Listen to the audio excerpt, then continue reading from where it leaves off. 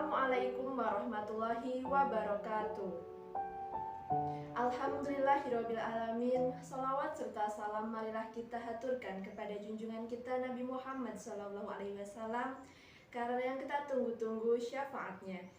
Pada pagi hari ini senang sekali kita bisa bertemu kembali pada sesi yang kedua atau pada pertemuan yang kedua terkait dengan konsep dasar dan prinsip dalam akuntansi. Nah, akuntansi ini mengikuti sebuah prinsip yang berlaku umum atau biasa kita kenal dengan Generally Accepted Accounting Principle.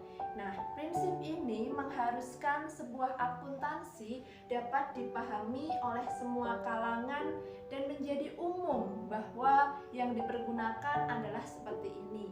Misalkan, nah, dalam akuntansi kita biasa menyebut uang atau dana dengan sebutan kas. Jadi, dalam pembuatan laporan keuangan kita harus selalu menggunakan akun kas dengan maksud itu dana, uang, dan lain sebagainya. Jadi, jangan membeda dengan laporan keuangan pada umumnya. Kita lanjut kepada prinsip akuntansi yang harus anak-anak semua ketahui. Nah, prinsip akuntansi yang pertama adalah terkait dengan prinsip biaya historis. Apa maksudnya terkait dengan biaya historis tersebut? Biaya historis ini biasa disebut juga dengan historical cost principle. Nah, biaya historis adalah biaya bagaimana suatu barang itu bisa kita peroleh. Misalkan, kita membeli sebuah mobil dengan harga 140 juta. Kemudian ada biaya lain-lain yang mengikutinya supaya kita bisa mendapatkan mobil tersebut senilai 10 juta. Maka harga perolehan dari mobil tersebut senilai 150 juta. Yang kedua yaitu prinsip pengakuan pendapatan atau biasa akrab kita sebut dengan revenue recognition principle. Ini adalah suatu prinsip akuntansi di mana aliran-aliran harta yang masuk ke kita kategorikan atau kita hitung sebagai sebuah pendapatan. Masuk pada yang ketiga yaitu terkait dengan prinsip mempertemukan atau matching principle. Matching principle ini adalah suatu prinsip di mana akuntansi akan mempertemukan biaya-biaya yang sudah kita keluarkan dengan pendapatannya. Contoh, dalam suatu aktivitas kita memproduksi sebuah kursi, maka biaya produksinya adalah sekian. Kemudian nanti pendapatan dari penjualan kursi adalah sekian. Lanjut pada prinsip yang keempat yaitu prinsip konsistensi atau consistency principle. Itu adalah sebuah prinsip yang menyatakan bahwa akuntansi itu harus selalu konsisten. Ditandai dengan apa bahwa sebuah akuntansi itu konsisten? Ditandai dengan laporan akuntansi yang bisa dibandingkan tahun ke tahun, bisa dibandingkan antar satu perusahaan dengan perusahaan yang lain. Maka jika bisa dibandingkan, ini menyatakan bahwa laporan akuntansi tersebut konsisten. Ada prinsip yang selanjutnya atau prinsip yang kelima yaitu terkait dengan prinsip pengungkapan penuh. Prinsip pengungkapan penuh biasa juga dikenal dengan full disclosure principle.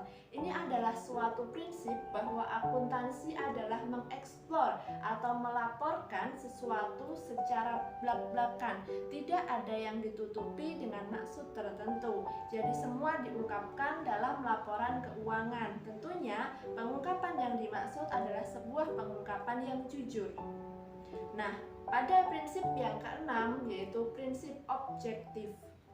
Apa yang dimaksud dengan prinsip objektif? Prinsip objektif adalah suatu prinsip di mana akuntansi itu tidak bersifat subjek. tapi bersifat objektif, bersifat nyata dan bersifat sesuai dengan kenyataan, tidak membeda-bedakan dan benar-benar memberikan sebuah laporan yang nyata dan sesuai dengan keadaan. Lebih lanjut, yang perlu kita dalami atau yang perlu kita mengerti bahwa dalam akuntansi kita memiliki dua prinsip yang lain. Prinsip ini adalah terkait dengan prinsip entitas usaha dan juga prinsip biaya. Lantas, apa maksudnya kedua prinsip tersebut, Bu Yani? Prinsip tersebut menjelaskan terkait sebagai berikut. Yang pertama, terkait dengan prinsip entitas usaha. Nah, akuntansi ini tentunya menjadikan sesuatu hal harus bersifat sendiri. Contohnya, usaha. Ketika kita memiliki sebuah usaha, maka usaha tersebut untuk keuangannya itu tidak boleh digabung dengan keuangan kita sebagai pemilik. Perusahaan harus berdiri sendiri. Dia tidak boleh ikut campur dalam keuangan yang kita miliki. Jadi keuangan usaha adalah milik usaha. Sebuah usaha itu berdiri sendiri. Ini adalah maksud dari prinsip entitas usaha. Pada prinsip yang kedua, tadi kita menyebutkan prinsip biaya. Apa ya maksudnya? Tentunya kita semua menyadari ketika membuat sebuah usaha, kita memerlukan sebuah biaya.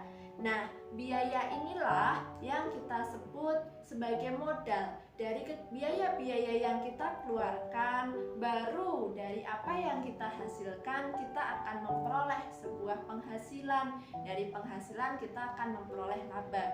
Jadi sebuah kesadaran bahwa membuat sebuah usaha itu memerlukan sebuah biaya. Kita lanjut pada subbab yang kedua, yaitu bidang-bidang akuntansi. Kira-kira di dalam akuntansi ada bidang-bidang apa saja ya? Bidang yang pertama adalah akuntansi keuangan. Apa itu akuntansi keuangan? Akuntansi keuangan adalah bagian akuntansi yang mengkhususkan diri untuk membuat atau mencatat sebuah transaksi, kemudian diproses menjadi laporan keuangan. Akuntansi keuangan ini benar-benar berfokus pada pengolahan laporan keuangan. Akuntansi yang kedua adalah akuntansi auditing. Tentunya tidak asing bukan dengan kata-kata auditing.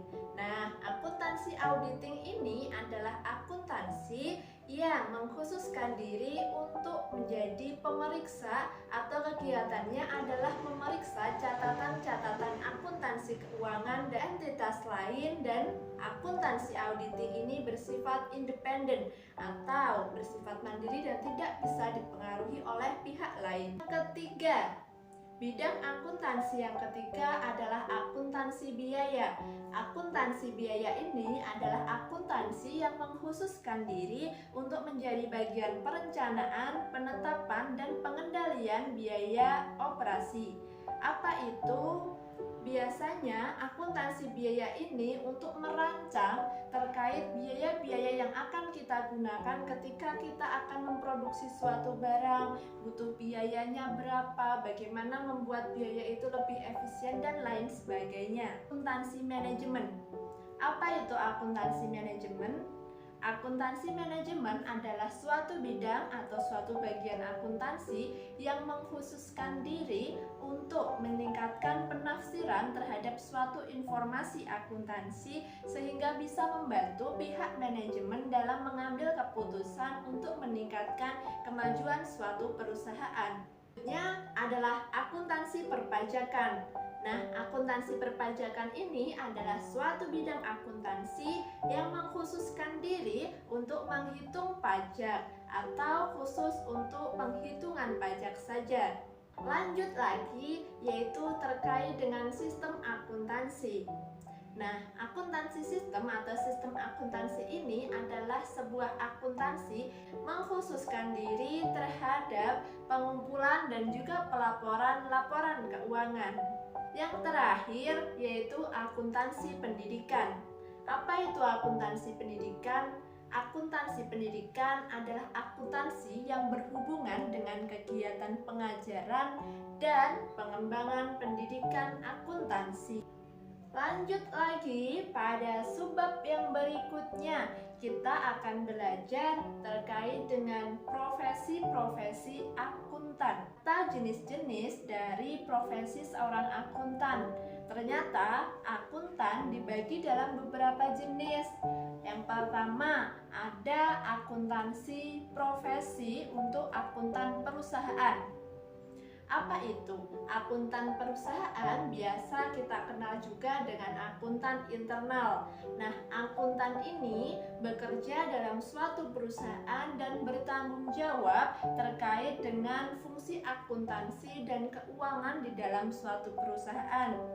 Bisakah kita ambil contoh? Contohnya, akuntannya BRI, akuntannya BNI, akuntannya Indofood, dan yang lainnya. Jadi, akuntan yang berada di dalam internal sebuah perusahaan.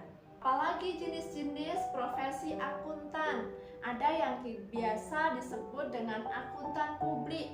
Lalu apa itu akuntan publik? Akuntan publik adalah seorang akuntan yang bekerja secara independen atau bebas dari pihak manapun. Jadi dia tidak terikat pada suatu perusahaan. Lalu pekerjaannya apa? Dia memberikan jasa akuntan bagi bisnis maupun non-bisnis yang datang kepadanya untuk meminta jasa akuntansi. Masih banyakkah jenis akuntan yang lainnya? Masih ada yang disebut dengan akuntan pemerintah. Apa itu akuntan pemerintah? Akuntan pemerintah adalah seorang akuntan yang bekerja kepada negara atau pemerintah. Nah, akuntan ini tugasnya adalah untuk menghitung atau mengurus segala tanggung jawab akuntansi terkait dengan kekayaan negara. Akuntan ini bekerja kepada pemerintah, bukan kepada perusahaan ataupun yang lainnya. Benar-benar dia hanya khusus untuk memberikan pelayanan akuntansi bagi pemerintah. Kita akan melanjutkan pada etika profesi akuntansi. Sesudah kita menjadi seorang akuntan atau berprofesi sebagai akuntan, tentunya kita memiliki etika profesi sebagai seorang akuntan. Jadi, bagaimana sikap kita sebagai akuntan? Lantas sikap-sikap seperti apa saja yang menjadi syarat seseorang menjadi akuntan? Lalu bagaimana seorang akuntan memiliki tanggung jawab besar terhadap laporan keuangan dan terhadap kegiatan akuntansi? Maka para akuntan harus memiliki etika-etika seperti yang akan Bu Yani jelaskan berikut ini. Etika yang pertama yaitu terkait tanggung jawab profesi. Setiap profesi pasti memiliki tanggung jawabnya sendiri-sendiri, termasuk dengan profesi akuntan. Memiliki tanggung jawab untuk mengelola keuangan kemudian melaporkannya. Lanjut yang kedua terkait dengan kepentingan publik. Seorang akuntan itu menanggung sebuah beban terkait dengan kepentingan publik. Bagaimana laporan ini akan dapat menghasilkan kebijakan-kebijakan publik, dapat menghasilkan suatu keputusan-keputusan yang nantinya akan berimbas atau dirasakan oleh masyarakat secara umum. Lanjut yang ketiga.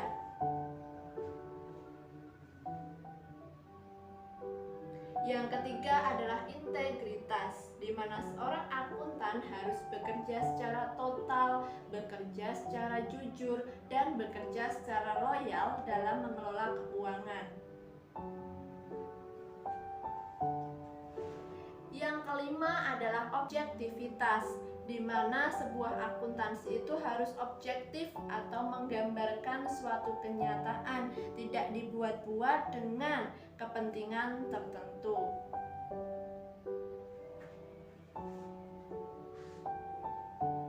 Yang selanjutnya adalah terkait dengan kompetensi dan kehati-hatian profesional.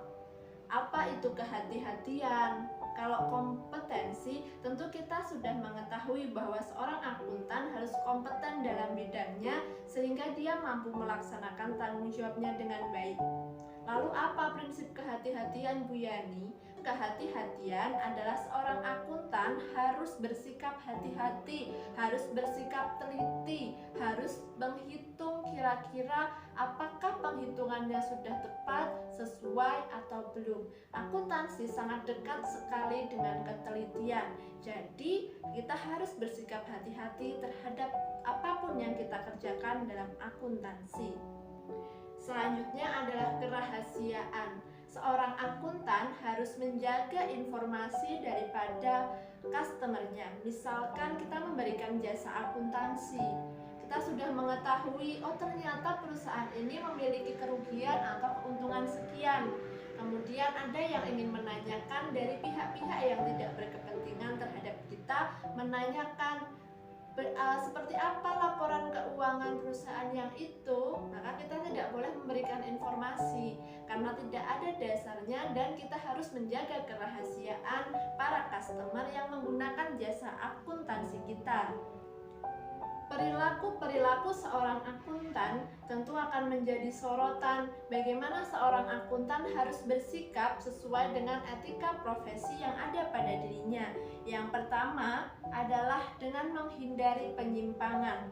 Seorang akuntan memiliki banyak sekali peluang untuk melakukan penyimpangan dan mengambil keuntungan bagi keperluan pribadinya, karena tentunya dia memiliki atau menjadi pemegang penuh atas keuangan yang dia kendalikan.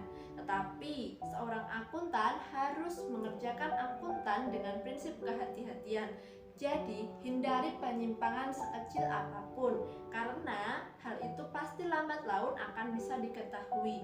Karena akuntan ini adalah sebuah profesi yang sangat rawan dan harus berhati-hati terhadap penyimpangan. Lalu yang kedua, kita harus berpegang pada reputasi jangka panjang. Seorang akuntan, misalkan hari ini kita digunakan oleh orang lain, sebagai akuntan jasa kita terpakai, jasa kita digunakan, dipercaya oleh berbagai pihak, tapi kemudian kita memberikan sebuah laporan yang tidak memuaskan, sebuah laporan yang tidak sesuai dengan kenyataan. Banyak penyimpangan-penyimpangan yang kita lakukan sebagai penyedia jasa akuntansi. Tentunya lambat laun kita akan tidak digunakan lagi, lambat laun orang tidak percaya lagi dengan hasil kinerja kita sebagai seorang akuntan. Makanya menjadi seorang akuntan itu erat sekali kaitannya dengan kepercayaan. Bagaimana kita menjaga kepercayaan orang lain atas kinerja yang kita berikan. Oleh karena itu kita harus selalu memikirkan sebuah reputasi jangka panjang. Jangan hanya memikirkan bagaimana saya mendapatkan keuntungan terbesar hari ini, tapi bagaimana kita menjaga sebuah reputasi hingga kita memiliki sebuah nama yang baik terkait jabatan kita sebagai seorang akuntan. Seperti yang sudah Bu Yani jelaskan di awal, bahwa reputasi seorang akuntan itu sangat diperlukan karena akuntansi erat kaitannya dengan kepercayaan. Makanya pelanggaran sekecil apapun, penyimpangan sekecil apapun tidak ditoleransi dalam akuntansi. Maksudnya seperti apa penyimpangan kecil Bu Yani? Apakah harus kita berbohong dan yang lainnya? Belum tentu. Misalkan kita membuat sebuah laporan akuntansi, nilainya 100 juta, tapi kita salah menghitung atau salah menulis sehingga kita meninggalkan satu angka 0 saja, maka itu tidak menjadi 100 juta, menjadi 10 juta. Kan jaraknya jauh sekali antara 10 juta dengan 100 juta. Makanya di dalam akuntansi kita erat dengan ketelitian, erat dengan kepercayaan, dan tidak ada toleransi terhadap kesalahan ataupun penyimpangan sekecil apapun. Kenapa akuntansi itu tidak boleh salah? Kenapa akuntansi itu harus tepat? Kenapa akuntansi itu harus teliti? Akuntansi, apa yang dihasilkan dari proses akuntansi itu erat kaitannya terkait dengan keputusan orang lain. Laporan yang kita berikan akan dibaca sebagai sebuah informasi bagi para pemegang kewenangan. Nah, para pemegang kewenangan ini akan mengambil keputusan dari laporan akuntansi yang kita buat. Jadi apa yang kita buat menjadi patokan orang lain dalam mengambil keputusan. Maka apakah layak jika laporan kita itu tidak memberikan sebuah kebenaran? sementara itu jadi sebuah keputusan. Nah, akuntansi ini harus benar supaya keputusan yang diambil juga adalah kebijakan-kebijakan yang sesuai dengan yang diharapkan oleh masyarakat banyak. Akuntansi harus memberikan informasi yang akurat, tidak mencari keuntungan jangka pendek, dan harus menjaga sebuah reputasi. Kenapa? Akuntansi itu harus akurat karena digunakan untuk pengambilan keputusan. Kenapa tidak boleh hanya berorientasi keuntungan jangka pendek? Karena ini adalah godaan terberat dari jabatan seorang akuntan. Dia memiliki peluang untuk bisa mengambil keuntungan sesuai dengan keperluannya sendiri. Tapi seorang akuntan yang baik tidak akan melakukan itu. Dia pasti akan memberikan laporan keuangan yang sesuai dan tidak mengambil keuntungan selain yang menjadi haknya, sehingga laporan keuangan itu dapat menjadi benar dan reputasinya jangka panjang dapat dikenal baik oleh para pengguna jasa akuntansi. Kenapa berulang kali Bu Yani sampaikan bahwa akuntan sering dipengaruhi oleh berbagai pihak, dibisiki sebelah sana, dibisiki sebelah sini, diminta ini, diminta itu. Untuk siapa? Untuk kepentingan golongan A, untuk kepentingan golongan B, kemudian mendapatkan bagi hasil dari kegiatan kejahatan dunia bisnis. Itu tidak boleh. Akuntansi harus memberikan laporan yang nyata, berpegang teguh, orang yang jujur, orang yang teliti. Kenapa? Karena begitu banyak godaannya. Uang, banyak orang berorientasi kepada uang, sementara kita adalah pengelola uang yang memberikan imbas untuk dijadikan sebagai pengambilan keputusan. Bagaimana orang lain tidak akan menggoda kita? Tentunya kita harus berpegang teguh karena akuntansi itu menuntut seseorang untuk memiliki prinsip yang kuat supaya bisa menghasilkan laporan yang benar dan sesuai dengan kenyataan. Dengan laporan yang benar, kebijakan yang diambil pun akan benar, maka banyak pihak akan diuntungkan secara bersama-sama. Bukan hanya golongan tertentu saja yang ingin mengambil kepentingan. Seorang akuntan yang tidak baik akan berkompromi dengan penyimpangan. Bisakah kita sebagai seorang akuntan melakukan penyimpangan dan mengambil keuntungan pribadi? Tentu bisa, tapi apakah itu yang akan kita lakukan? Apakah kita menjadi seorang akuntan untuk kepentingan kita sendiri? Tentu tidak. Menjadi seorang akuntan adalah menjadi seorang pengelola keuangan yang profesional, menghasilkan laporan yang benar, memberikan informasi yang sesuai dengan kenyataan, sehingga bisa menjadi dasar yang baik dalam pengambilan keputusan, di mana keputusan-keputusan tersebut akan menguntungkan semua orang secara bersamaan, bukan hanya golongan tertentu.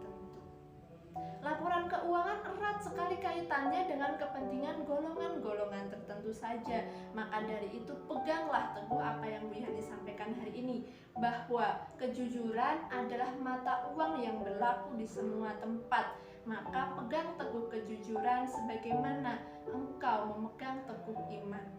Terima kasih dari Bu Yani. Sekian yang dapat Bu Yani sampaikan. Semoga kita dapat mengambil pembelajaran dari apa yang Bu Yani sampaikan barusan, dan semoga anak-anak tetap giat belajar meskipun pembelajaran dilakukan secara online. Sekian, wassalamualaikum warahmatullahi wabarakatuh.